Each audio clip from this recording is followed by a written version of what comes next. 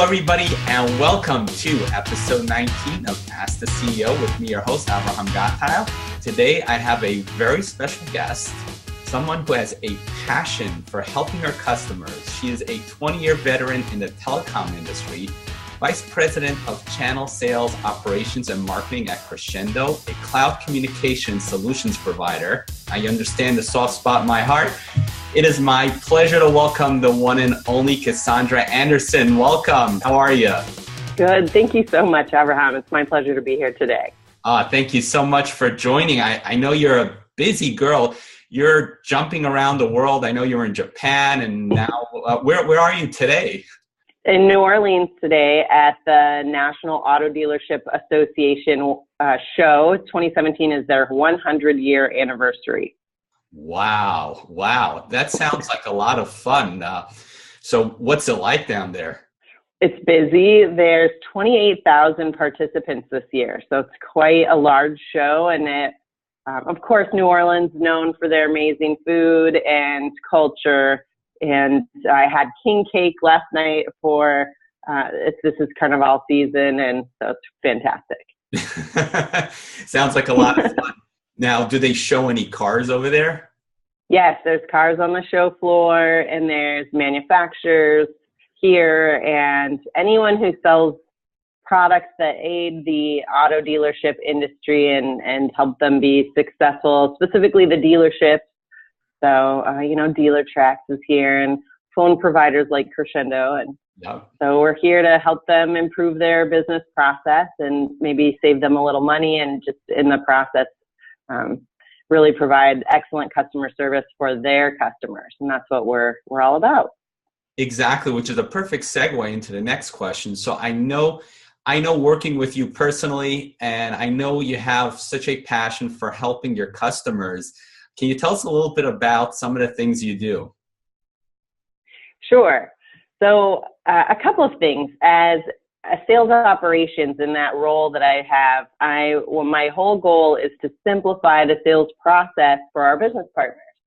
And I feel that business partners are the hand holding or the feet on the street that the customers really need so many times now in this space, which is, telecommunications in the cloud, is kind of leaves the customer out on their own. And so when you work with a partner who is really hand-holding the customer, it provides the customer with that safety net that they need. And so we're developing tools to simplify that for the partners and really provide the customer with a great overall experience. Yeah, and it's really wonderful the way you're looking to help improve the process.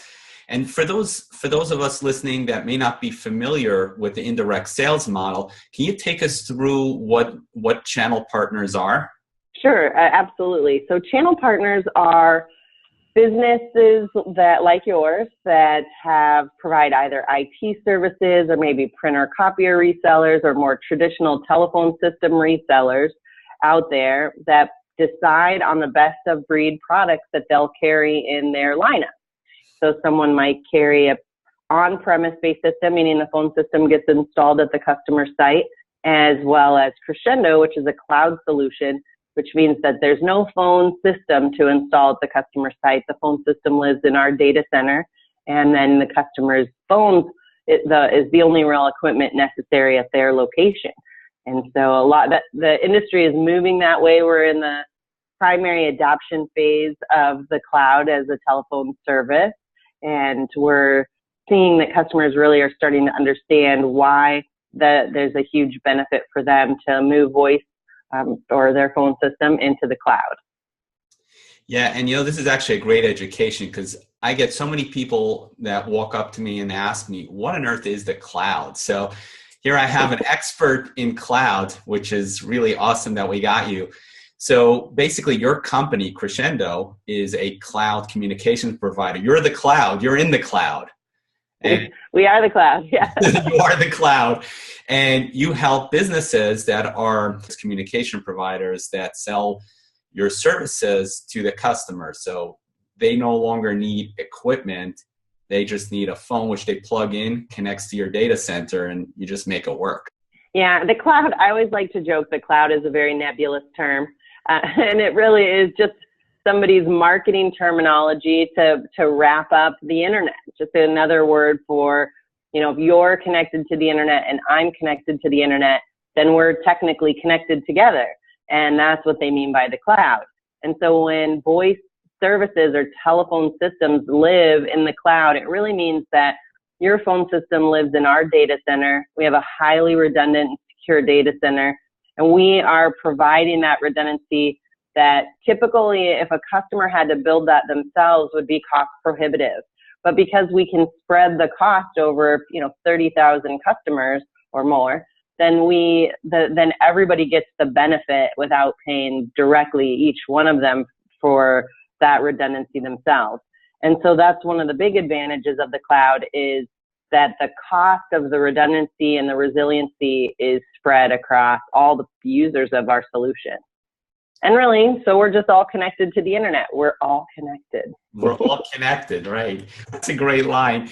So, and what many people need to understand is that the benefit of the cloud is that they can actually, besides getting all this cool stuff for a much cheaper cost, but there's stuff happening in the background where they get all this redundancy and resiliency. If their building just burns down, that's okay. You can just get another phone and plug it in somewhere else and you're still up and running. And your customers exactly signals. Exactly. Your customer would still be hearing, thank you for calling your company. They would have that backup voicemail, auto attendant. They wouldn't even need another phone right away because we could route calls directly to a cell phone, something like that. And so any phone anywhere can be technically reached by the Crexendo system. So if a customer had a big outage, in New York, where in your side of the woods, there was Superstorm Sandy and so many people had no phone service. But we're in sunny Arizona. The only weather we get is heat, and somehow we've adapted. And so we really don't have weather-related outages that some locations in the country would have. So from home, like you just can't get to the office, the snowstorm's too much. Your customers could still be calling the company, hearing thank you for calling, and get you at your home number instead of at the office. And that's an amazing benefit. So many of us in the New York area are still remembering this summer. Gosh, it must have been like 8 or 9 years ago, where the entire East Coast, or I think the entire eastern half of the country, was without power for quite some time. So think about that, right? If you have a data center that's on the other side of the country and you have multiple data centers, so if even the entire data center is without power, you have another one to pick up the slack, and your calls are routed to your cell phone, so you're still in business. Exactly. Our data center is in Tempe, Arizona, or Phoenix, Arizona, and we have redundant power inside the data center, and then we have a diesel generator with a fuel contract outside the data center to continue running the data center for up to 7 days with no power. And then if our entire data center was offline, we have it completely failed over to Amazon Web Services, so that Amazon Web Services has a number of data centers. So it's resiliency built into redundancy, built into an always-on solution. Yeah, totally. So with Amazon Web Services, the entire country can just go without power. And the one in Hong Kong, in Korea, in Australia. So think about it. There is no way to get shut down today. Yeah, basically, exactly. Cool. Now it's still technology, so technology still has potential failure points. And so what we do is, at every possible failure point, we think, how can we create a level of redundancy and triplicate? So not just a backup, but also an additional layer of redundancy to make sure that even if there is a failure at one point, that we still have another point to go to. Yeah, and that's the true benefit of the cloud. And that's what's great about what your company does. Exactly. So Cass, besides working for a real awesome company, what are some of the interesting experiences you've had working with your customers? Some of the ways that you've helped them through difficult times? Interesting. So I remember one customer, and this is going to date me a little bit, but they were advertising in the yellow pages, and the cost then of advertising in the yellow pages was significant. So they had maybe 17 markets that they served in Northern California, and they advertised in different yellow pages, and they would have either a half page, a full page, or the spine of the yellow page as well, like a cover, somewhere on the cover. And they were a plumbing company. And what was really important to them is that they answered the caller with the name of their region in front of the plumbing company. So like East Valley Plumbing or, South Bay Plumbing, something like that. So they had to know where the caller was coming from. And this was before the cloud, because now in the cloud, this would be super easy. We had all these different telephone numbers ringing in, and we were able to change the name of the caller name to the name that they were actually calling. And we would bring it in. So they would just look down at their phone and know automatically how to answer the phone. And then we recorded all those calls, and they were able to increase business just incredibly in just a few years. And so much so that they went out to like their traditional like trade shows, and they were like, "Oh, you've got to call Cass. She did this for us, and it's amazing." And so we were a little bit in the plumbing industry for a little while with that solution. That's really nice. Isn't it interesting how the technology part of it isn't really so difficult, but what's really impressive is when you think outside the box to solve business problems, right? Because in business, that's what it's all about. It could be the smallest thing, but to the customer, it means the world to them. Yeah, another example of that exact thing is a pediatrician's office. They had 2 offices, and they had medical assistants and nurses between the 2 offices, and they didn't want to overwhelm them with what they called like the crazy new mom. And having been one of those, I can relate. So, it's I'm going to call in like, "Oh, baby did this, I better call the doctor." But they wanted to provide that level of care for their patients. So they had the ability to bring a call in, ring it to the nurses, but also only limit it to 5 calls. So, that was an interesting solution. And so that's like you said, that's the differentiator between working with someone who can think outside the box and someone who's just providing a service. So, in my case, it happens to be phones, but with any business solution out there, it could be something different. But it's the ability to listen to the customer's pain and go like, what's a way to solve that problem with my solution? Because the phone system's pretty much a phone system, right? You get a call, you answer a call, send a call to voicemail. It's not a whole lot most people need to do with a phone. But it's the little things like that that really, like you said, solve a customer's problem, kind of address their pain point. And it just takes a minute to put yourself into their shoes or have a little empathy for their business and go like, "Oh, that would be great if, oh yeah, we can do that. Here's how." Yeah. And I love the way you put that, because our listeners are entrepreneurs. Many of our listeners are entrepreneurs. I should say we have a wide range of listeners, but any area in life that you want to be successful in, you always have to think about in terms of how to solve the problem. What can you do to solve that problem?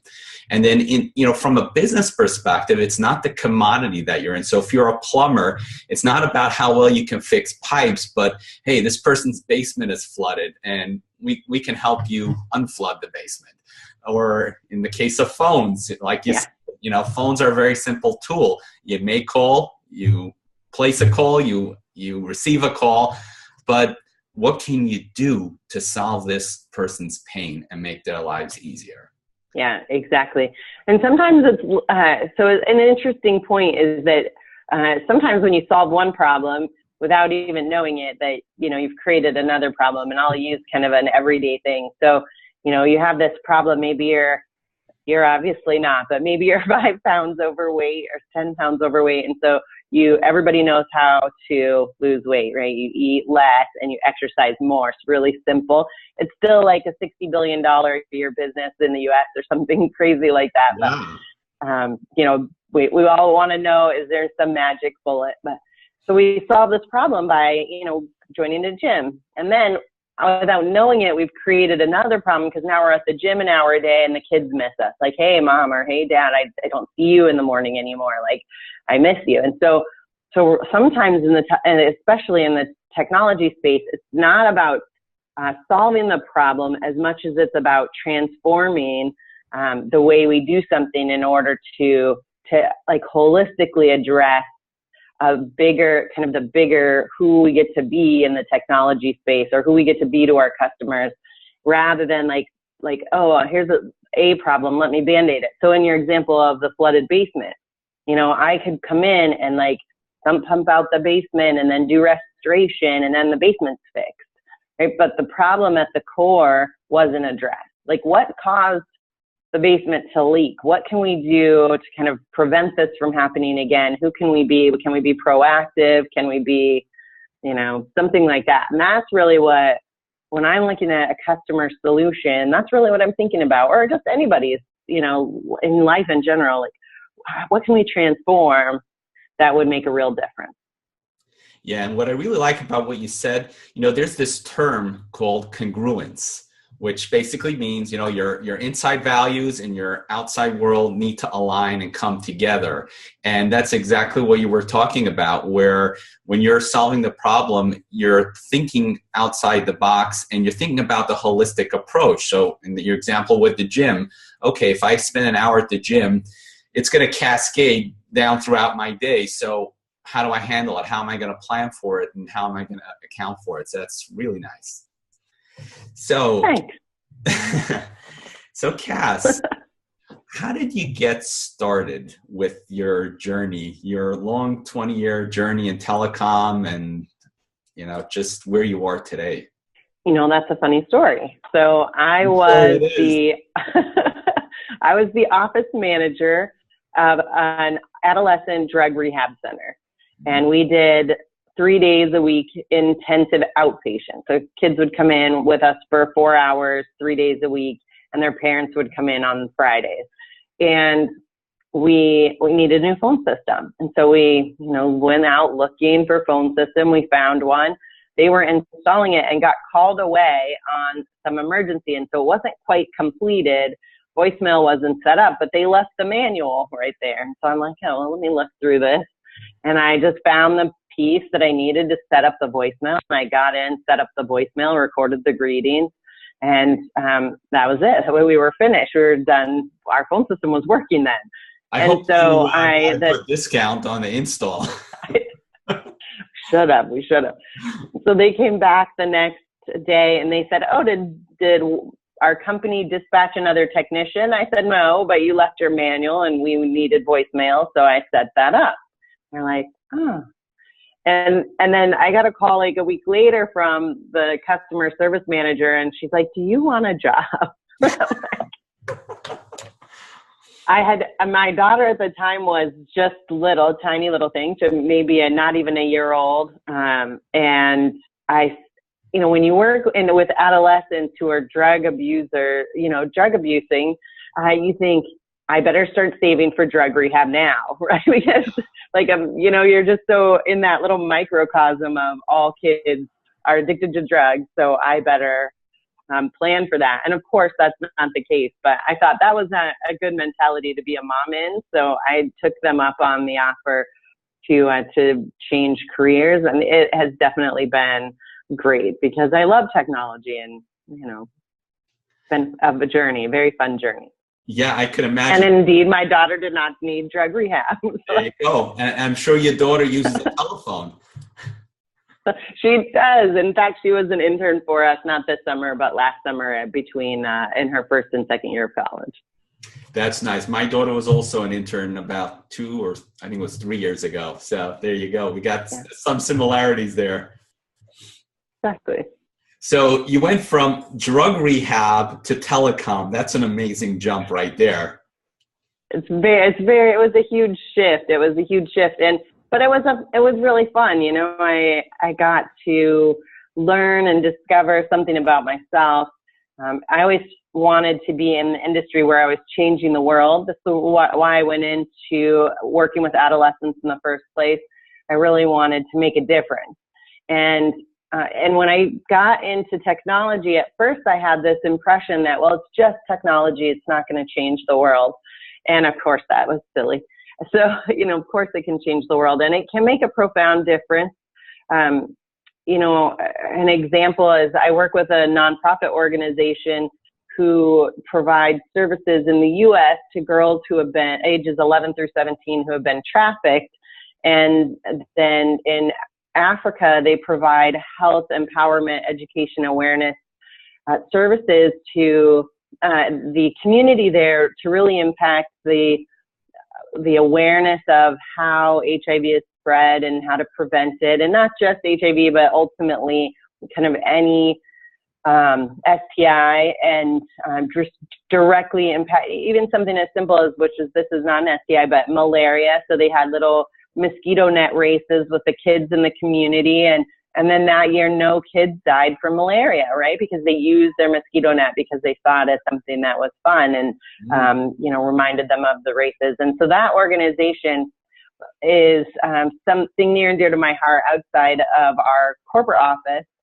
And yet the difference that they make is often influenced by the technology tools that the organization has available. So, the founder of that organization was working on minimizing the cost of the testing for someone who has been discovered with HIV. They get access to the drugs that help keep it at bay, but then they need regular testing. And so he, as part of his PhD thesis, was able to come up with a test that instead of hundreds of dollars was like $12.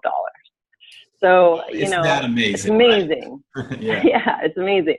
So, that's where it's easy to shift like, oh, this is just my work to like, this is my commitment to the community, not just here or abroad, not just in this one specific organization example that I gave, but just in general.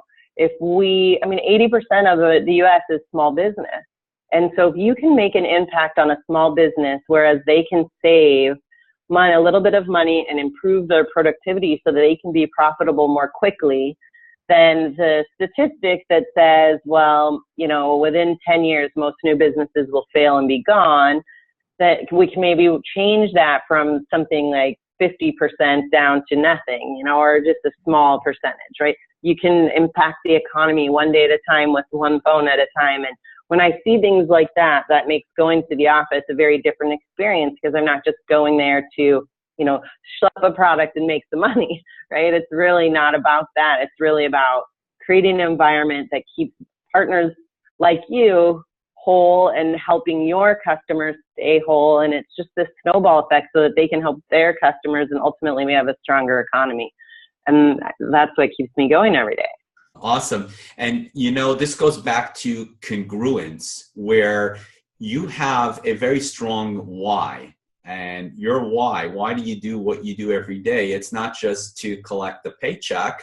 It's because you wanted to make an impact on the world. And, there's a famous saying that people don't buy what you sell, they buy what you believe. And because you believe so strongly in what you're doing, it radiates and people just pick up on that. And then that's why you are where you are today. Thanks. Yeah, I really enjoy what we're doing, not just at Crexendo, but just in the space, the telecommunication space. And so as whether it's in the nonprofit that I'm on the board of, or whether it's CompTIA, which is the nationwide computer telephony association, right? So whether it's on the council that I'm involved in there, it's like, how can we make sure that the industry as a whole, the technology industry as a whole, is providing value to the consumers? Yeah, and you mentioned CompTIA. I know that you're involved in that organization. For those of us that don't know what that is, what's it all about? So CompTIA is an industry organization that provides services they provide A+, NAT+, Security+ certification. So that's one thing they do, one division of their organization. So if you are a technician and you want to be like just the best technician you can be, you go and get A+ certified, and that tells you how to work on a computer, and it proves that you can. And then there's Net Plus, which is network. So take that out a next step. And then there's network and security to make sure your network's secure. So those are the certifications that they offer. And those are paid for certifications. But they take that money and they invest it into the nonprofit. So they're a nonprofit. So rather than making money on that certification, they move that money into the side of the organization that teaches vendors and providers, service providers like you, out how to sell, how to speak to customers, value. There's provide tools for your small business owners. There's legal support services. They also influence policy. There's an entire division devoted to making sure that technology is addressed with Congress and, influence policy in that space, like net neutrality, something like that. And all of those pieces, and they bring all of us together. So they bring the provider together, the vendor, that's what they call us. We make something, so we're a vendor. The solution providers, the master distributors out there like Ingram Micro and those kinds of big distribution. They bring us all together so that we can play in a very non-competitive sandbox. Like everybody takes off their work hat when we come together and we say, how can we improve the industry as a whole? How can we provide value to each piece that is touched by technology? And how can we make sure that Congress is thinking of the things they need to think of when they're making legislation that doesn't negatively impact the space? And what is your role in that organization? So I sit in the Vendor Advisory Council, and so we're really kind of thought leadership on how the industry is evolving. We bring like, hey, are we thinking about the Internet of Things, or are we thinking about the impact that millennials have on the industry? Are we thinking about how to best address the learning style and needs of millennials so that we can maximize their contribution to the technology space? I mean, this kind of thought leadership. So on the Vendor Advisory Council, there's, I want to say, about 20 providers like Microsoft and Dell and Cisco and Crexendo and a number of others. And we come together and we really, we brainstorm. And then we provide our recommendations to the board, and then the board kind of works with the different divisions to make sure that everybody's on the same page, really. Wow. So talk about wanting to make an impact on the world. That's amazing. So you got that right there. Fantastic. Yeah, I love it. So as you were embarking on your journey, what were some of the challenges or ups and downs you would come across? Well, being a girl in the industry of pretty much male-dominated industry for a long time, that was a challenge. In fact, I may be the first female VP that has ever worked for Steve, I think. And not that he doesn't see the value that women bring to the table, but it's really that there wasn't a woman asking, hey, I want to be a leader here. So how do I do that? It's one of the second person. You're the second female executive that said that to me. In fact, we had another one on the show as well, and she said the same thing. It was a boys' club. It's a boys' club. It's definitely a boys' club. And, when CompTIA is really out to change that, I'm involved in a number of women's organizations that are. So Advancing Women in IT is a division or a community inside of CompTIA. So CompTIA has different communities to get people involved, whether it's managed services or the cloud community or managed print community. This is Advancing Women in IT.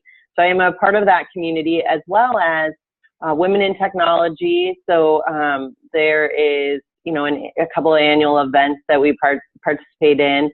And it's really about bringing technology, having girls see that STEM, just in general, is their science, technology, math, right? So basically, that STEM is available to them, even if you don't have to love math to find interesting things to do inside of a technology role. I mean, I love math, but that's not normal. So that'll be a trivia question. When we get to something like episode 100, we'll ask some trivia questions. Exactly. Well, and I think, if I wanted to be a nurse, like as a child, I think we're taught like, okay, are you going to be a teacher or a nurse, right? I mean, at least in my generation, that was really common. Now that you can have a job, little girl, which one is it going to be? To nurse or a teacher? And I see that was, or bookkeeper, that was also an option. Funny, and all of those have STEM components, right? That you have to know. You have to be really good at science and math to be a nurse, right? If you're not, there's a lot of ramifications. So, I mean, we just didn't think of it in the terms like, hey, you can be anything that you want, and like this is your access to that. Have you thought about this? So we have a lot more female programmers than. We have a lot more female technicians, and that was just something that I ran up against a lot in the journey to where I'm at today. Is like, well, hey, I don't want to just program this. I want to know how it works. I want to go out and I want to have a tool, and I want to, punch down these wires because I want to see it from start to finish. And they're like, yeah, but you're a girl. I'm like, I can climb a ladder. It's going to be okay. And so I just, found a company that was fine with that. I didn't want to change companies very often. I like to be loyal, and also I wanted to know how it all fit together. And I really appreciate you saying that, because it gives me another perspective of what it's like for women in the workplace and just going through their career. It's something I take for granted that, I wanted to be in this industry. I wanted to be in telecom, so I just did it. But there were some challenges that you had to go through. And it's funny, my assistant Jonah, she usually co-hosts these videos. She's on vacation today. So it was one time when I said to her, okay, you know what, let's jump on a video session. Let's record a video. And she's like, I got to do my hair. And I'm like, wait a second. I never thought of that. Yeah, wait, just once, exactly. I was like, am I going to be on video today? Better do something. Yeah, exactly. So it's really funny, but it's different. And I really appreciate you sharing that perspective. And you solved the problem. That challenge didn't stop you. You just found a way to get to where you want to go. Well, that's right. And I think, with anything, wherever there's a roadblock in life in general, is that we can see it as either roadblock or we can see it as like just something we need to master, right? And I don't feel like there's this mentality out there like, oh, we don't want women at the top. I don't believe that that's a common thought, right? Not today, at least, not anymore. Right, exactly. I think more is like, sometimes we stop ourselves, like, especially with family, right? Like, I don't want to be able to put that much time in. I'd rather have just be here so that I can be at home with the family.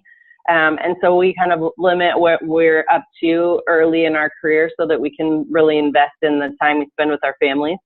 Men just don't think to ask, and women don't think to ask. And the answer is always no unless you ask. You have to ask.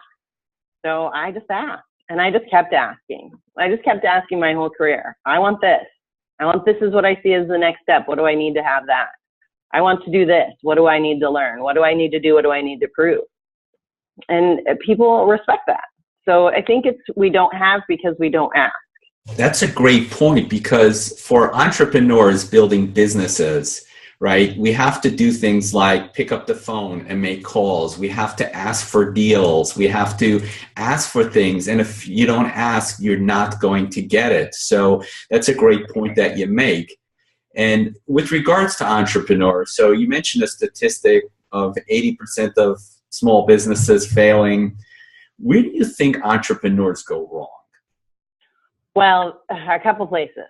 So the entrepreneur that said, I'm tired of this job that I have, and so I'm going to go start my own business. And this customer who I'm working with in my job, I'm going to take them with me because they love me, they're loyal to me. This is common in the managed services space. Yes. Okay. Then they go and they start their own business, and and that customer was loyal or is loyal and goes with them, and that's the foundation of their new business. And then rather than being an employee for a company working 50 hours a week, they are an employee for themselves working 80 hours a week. And they're probably not making a lot more money. Maybe they have a little bit more autonomy, one of the 3 key factors to being motivated. So they have more autonomy. They have to solve their own problems. So second ingredient in like being motivated, right? They have to find some way to be involved in mastery of something. So now they have the second ingredient of motivation, right? And then, and it's their own business. So there's something to find purpose in, like having success in business. And so they stay motivated because there's the 3 factors.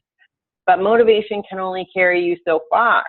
I mean, then there's the logistical piece of the business. And that's where business entrepreneurs, especially initially with very little training in entrepreneurship, that's where they go wrong. So they get into the business, they get overwhelmed with the amount of work. They don't know how to, oftentimes, not always, they just don't know how to get the right people in place and use leverage to their benefit.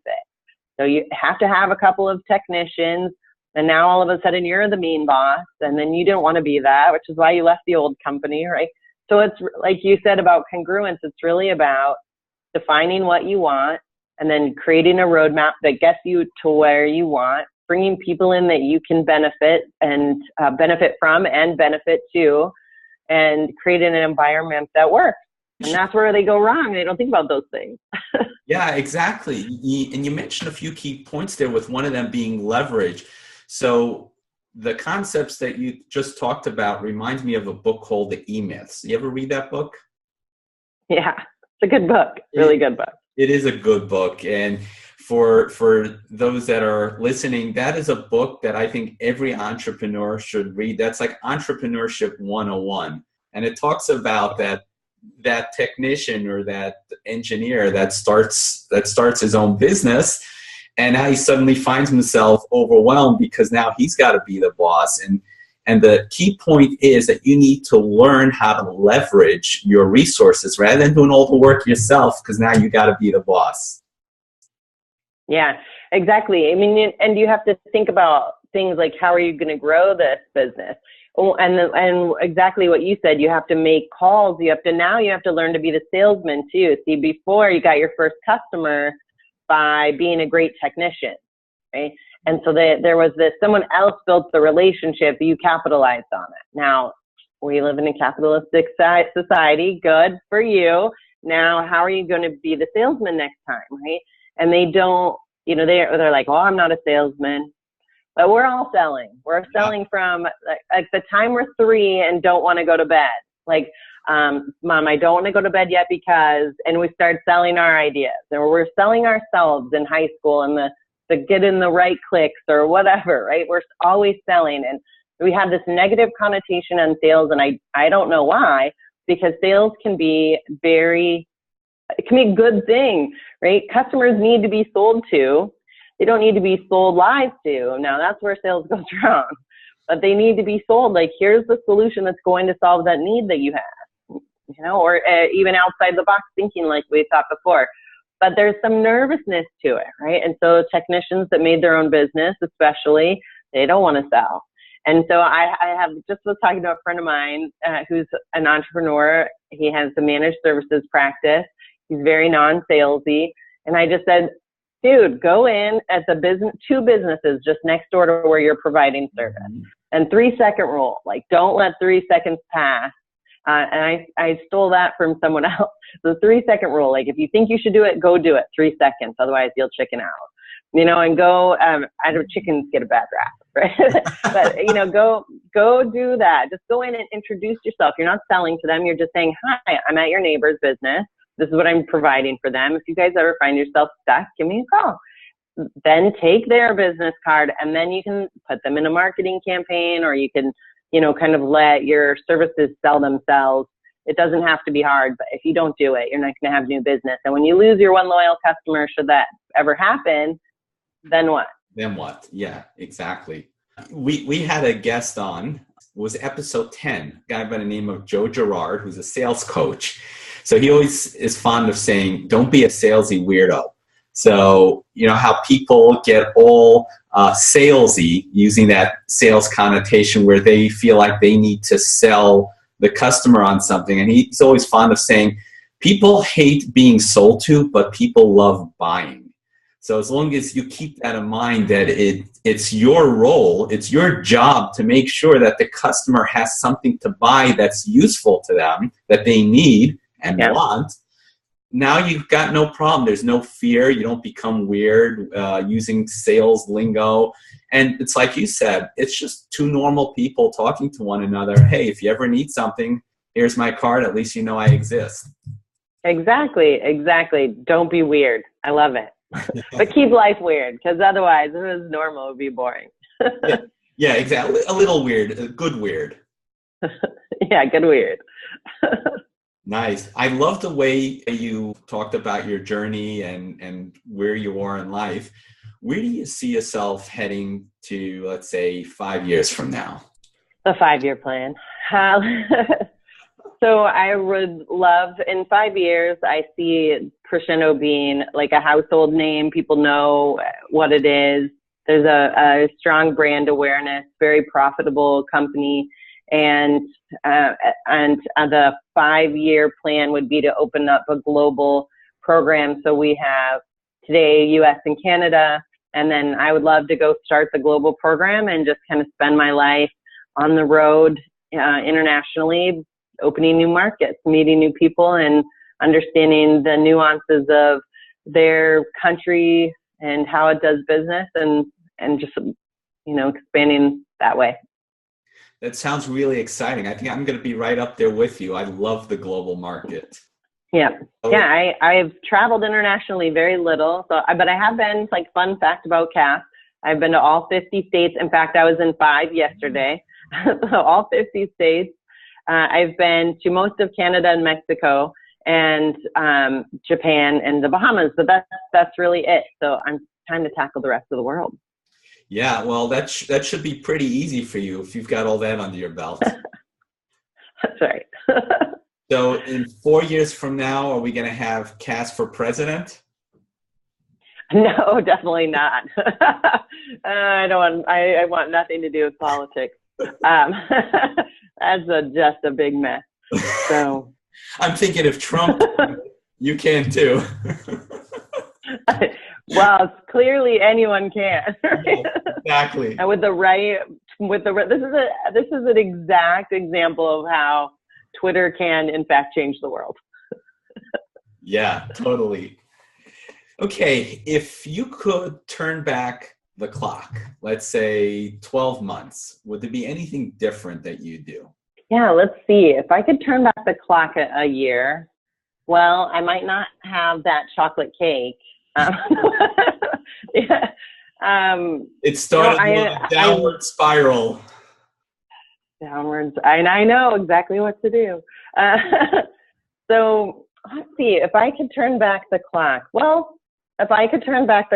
I would probably take on fewer projects, so that I could really be be present with my team on a more regular basis.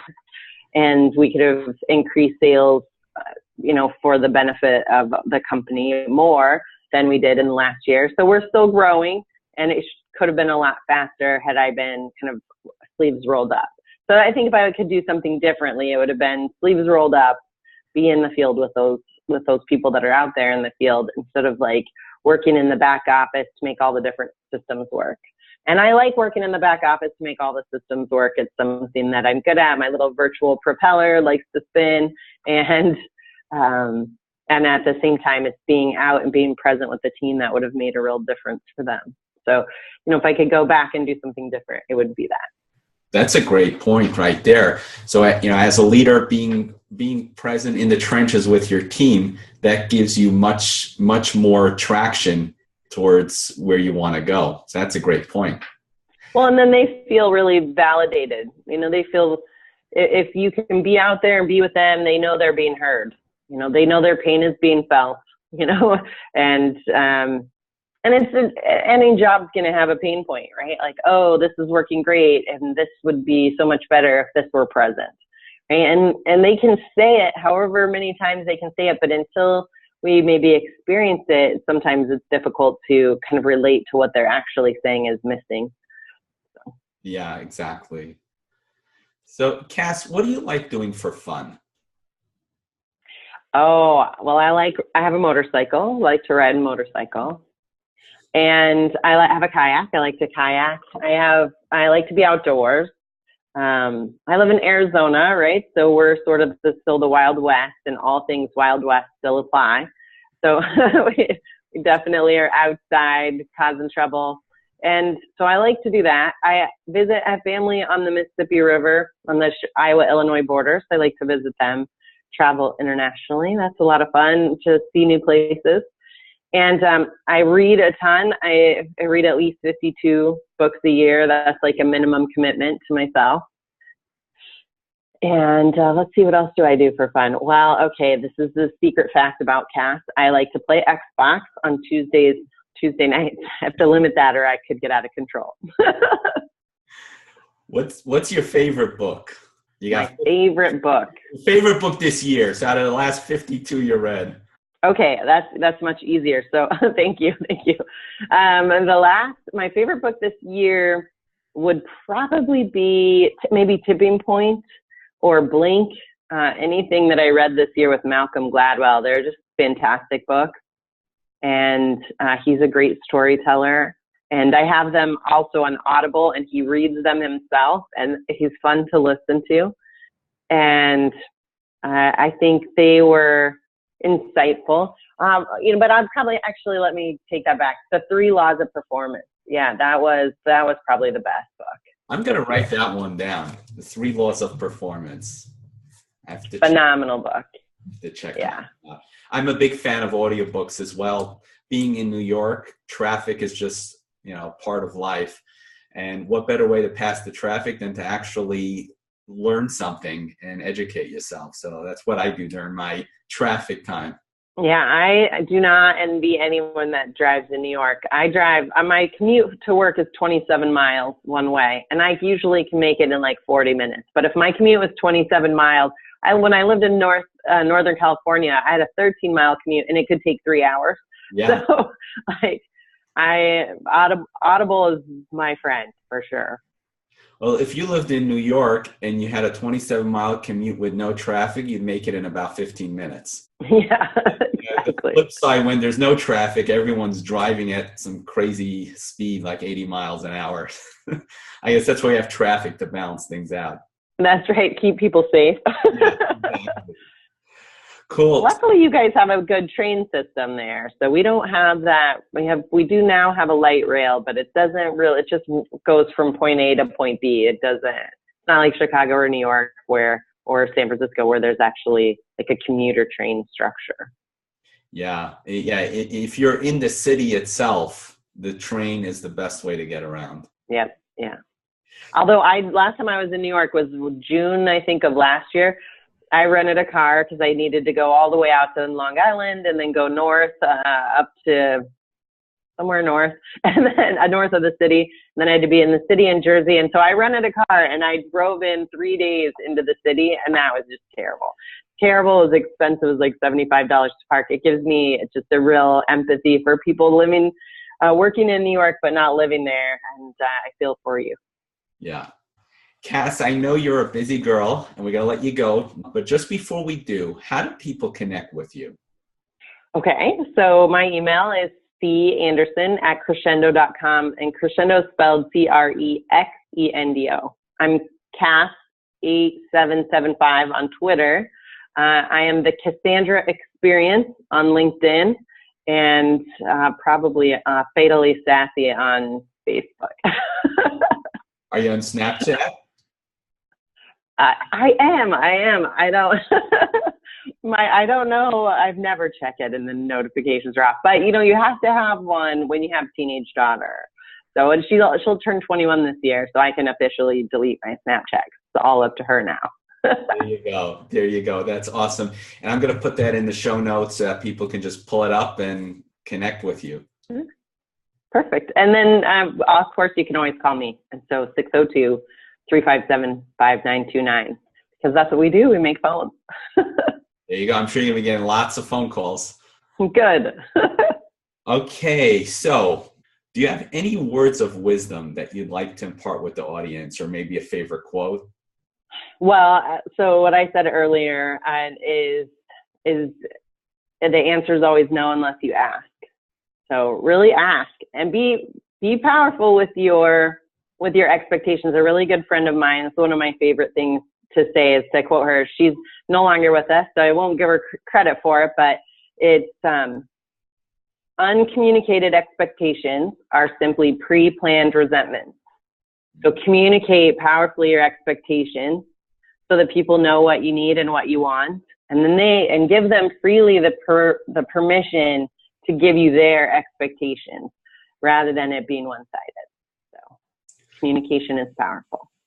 Beautiful. Communication is powerful. Awesome way to end this interview. Cass, thank you so much for your time and your sharing your wisdom. We really appreciate it. We got to do a sequel one of these days. I mean, you're in telecom, so we definitely get you back in here in 6 months from now when we're using brain implants to communicate.